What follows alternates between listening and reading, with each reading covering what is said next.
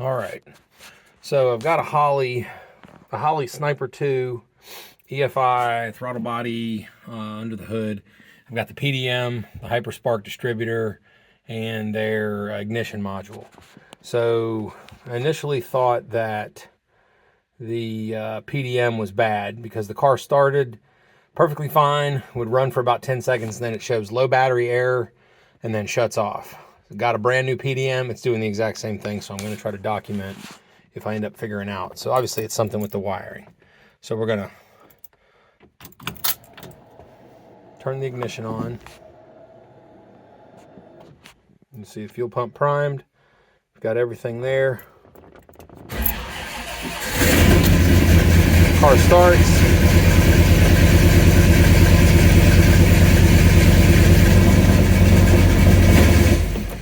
So there you go. See where it said low error on the battery voltage? And then just no data everywhere, shuts off. Rekey, or kill the power, I mean. Fire it back up. No, I think it'll do it quicker this time. Wait for that AFR to initialize. Let's see what it does. Does it actually initialize? No.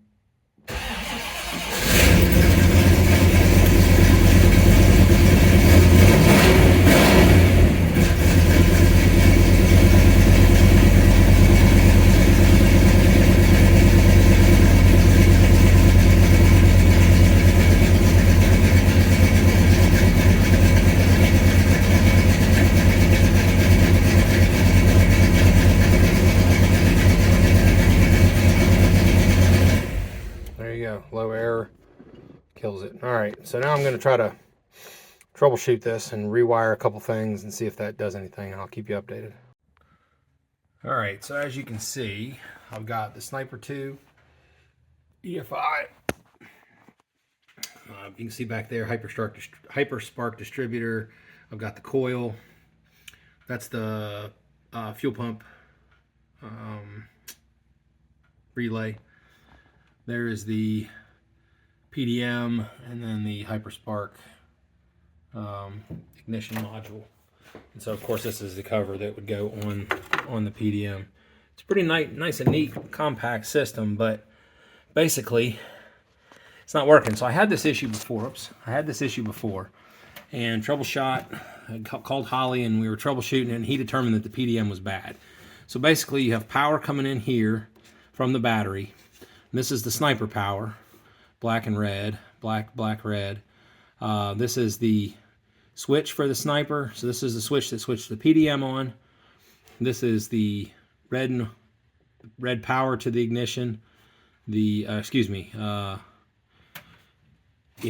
minute. This is the fan. This is the fan power. This is the ignition power, and this is the switch to the ignition and the ignition. What am I trying to say? The spark, the signal.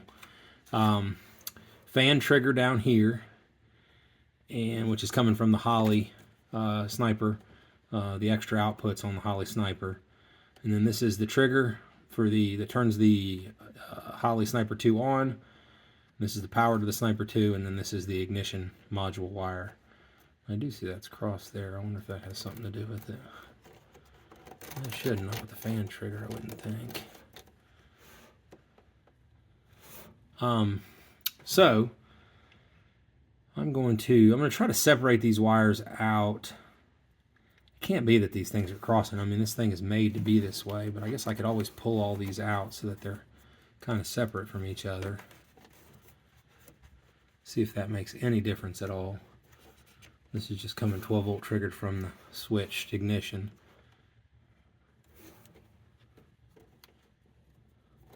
Yeah, let me try that.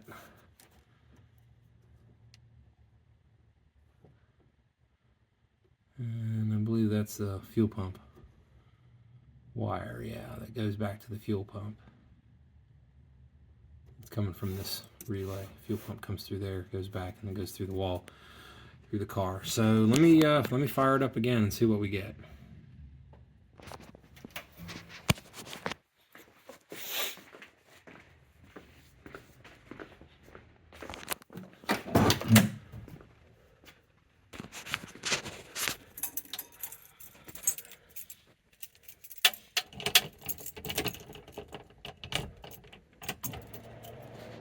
I'll try to get around there really quick before it shuts down, see what it looks like out there.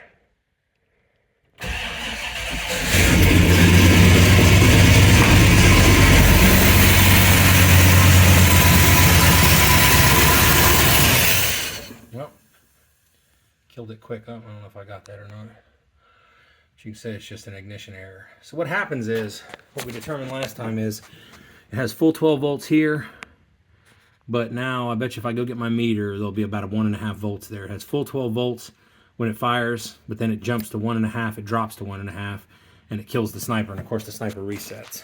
Let me go get my voltmeter. There you go, 1.86 volts. Now, if I go reset the ignition,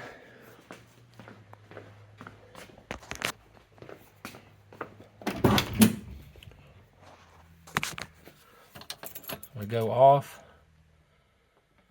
turn it back on, you have the fuel pump priming, computer's resetting,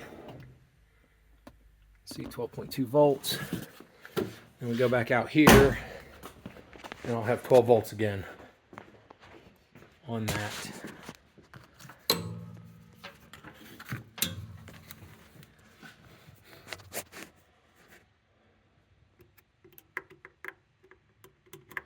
Trying to do this one hand is not as easy. And you can see right there, I think you can see it, 12.35 volts. So now I've got 12 volts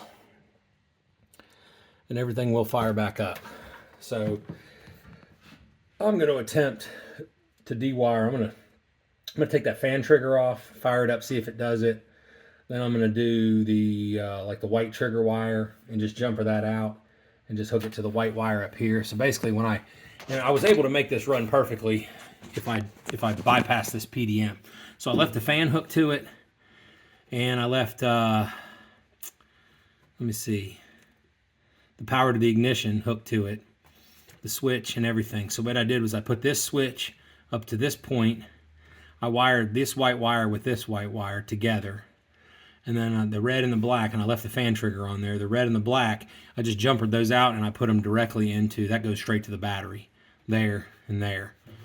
So I put those in and jumpered all that out, and it ran perfectly fine. I was able to drive it down the road. It stayed running, never had any issues with it. Another weird thing is that I can, now this is a brand new alternator because I thought it was the RF interference with the alternator, but I also have attempted, my previous alternator, I took the belt off, did not run the alternator. The wires were still connected, but I took the belt off and it ran. Now it didn't run very well because it wasn't getting full voltage to the Holley, but it ran and it did not shut off. So I don't know what that means. I don't know what's backfeeding. Obviously it's something with the alternator charging and it's backfeeding. This is essentially a one wire, well it's got the trigger wire on the alternator, but then one charging cable. And so this is a number 4 cable that basically goes around, comes down through here, 150 amp fuse, and then goes into the right there you can see it goes into, oops, right there you can see goes in, and that charges the battery. So anyway, I'm going to start doing one wire at a time, and let's see what happens. I'll let you know. Okay, the first thing I'm going to try is I disconnected the alternator, so I just took the belt off. Everything's still wired up, but I just took the belt off. So let's fire the car.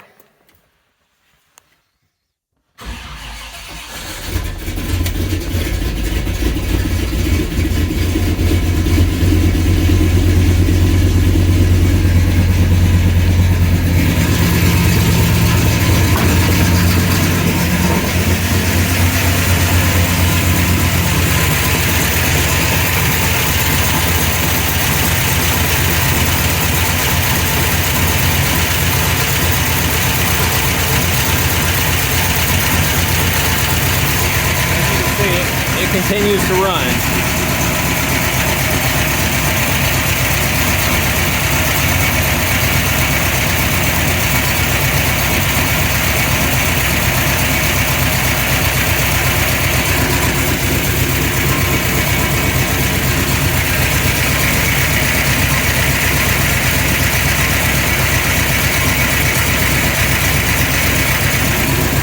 See, it's got battery voltage, 1191. It's not quite the 12 that it wants.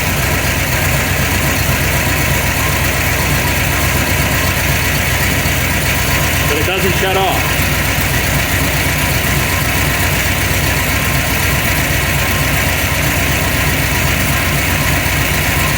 Nothing to the fan yet.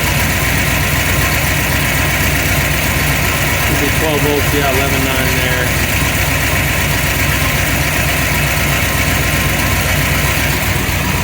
So you see it'll continue to run. Doesn't run great.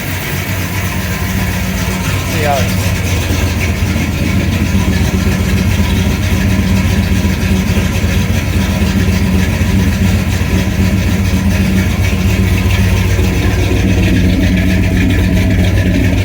that's just steam. It's real humid and chilly here today. But yeah, it continues to run. Let's see if I can rev it up.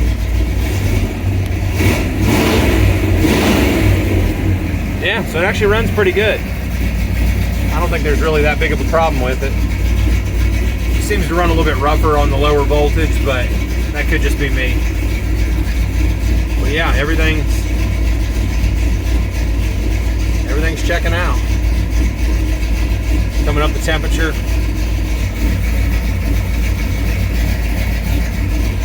All right, we'll keep on troubleshooting. Okay, so I'm trying to sum up this video as far as the Sniper 2 PDM low, I forgot what it was, low power air. So basically what ended up happening, I did some troubleshooting. Originally Holley did some troubleshooting with me and determined the PDM was bad. They sent me a new PDM. It's not bad, so I actually ended up with a spare PDM. So I could solve the problem two different ways. One, temporarily by taking off the alternator belt. I did replace the alternator with this MechMan alternator, which is a really nice alternator, thinking that there was some RF interference. Turns out that wasn't the issue. So if I take the alternator belt off and don't spin the alternator at all, it solves the problem. There's no feedback or whatever's happening in this old 50-year-old wiring. I still have some of the original wiring left in the car. So there's some feedback that is at some point dropping the voltage that the PDM's allowing to go to the Sniper, and it shuts down the Sniper. So basically the long-term solution and a simple solution is that the ground and power that actually power the Sniper are just directly hooked to the battery via these lugs right here. So those lugs are main power to the PDM, and essentially by connecting those together, you're just basically wiring the Sniper directly into the battery. It is still switched on the PDM, so it doesn't have power all the time, so it only powers it up when it only allows power to flow to the Sniper when the key switch is on. So that's the solution. So unfortunately I couldn't use the lugs on the PDM. I had to kind of wire it directly into the battery, but it is a solution. The car fires up, runs perfectly, no issues whatsoever. So that kind of solved it. So unfortunately there's some sort of weird feedback loop when the alternator is charging, and it doesn't matter which alternator. I had a one wire, well, both these, this is a one wire as well, but I had a old school 12DN or 10SI or whatever those are, those old GM alternators. So I put this new MechMan alternator on there. Like I said, it's a really nice alternator, but it did not solve the problem. So that was a simple solution. I mean, I didn't really even need to use the PDM, I just chose to. Also, in the previous video, or in the previous section, I had the fan trigger on there, which I've totally rewired the fan. I've got this nice dual fan on here, and I got a relay set up to run the fan. You really can't see that back there, but so that's a really nice relay set up to run the fan, and it's still temperature controlled. so it kicks on when the temperature gets up. So other than that, that kind of solved it. Hopefully this helps somebody if you're having the same weird issues with the power being shut off to the Sniper and it shutting the car down. Thanks for watching.